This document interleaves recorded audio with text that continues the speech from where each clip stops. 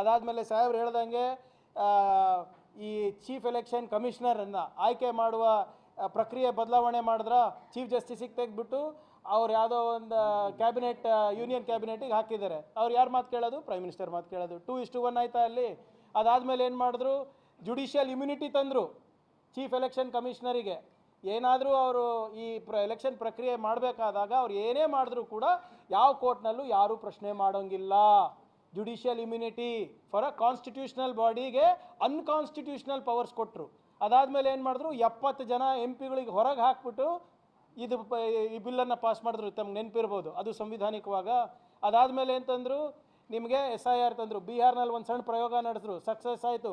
ಕೇರಳನಲ್ಲಿ ಎಚ್ಚೆತ್ಕೊಂಡ್ಬಿಟ್ಟು ನಾವು permanent residency certificate PDOಗಳ ಮುಖಾಂತರ ಕೊಡೋಕ್ಕೆ ಸ್ಟಾರ್ಟ್ ಮಾಡಿದಾಗ ಅದು ಕಮ್ಮಿ ಆಯಿತು. ಅಲ್ಲಿ ಕಲ್ತರು, ಮತ್ತೆ ತಮಿಳ್ನಾಡಿಗೆ ಹೋದರು, ಅಲ್ಲೇನೋ ಒಂದು ಪ್ರಯೋಗ ಮಾಡಿದ್ರು, ಸಕ್ಸಸ್ ಆಯಿತು.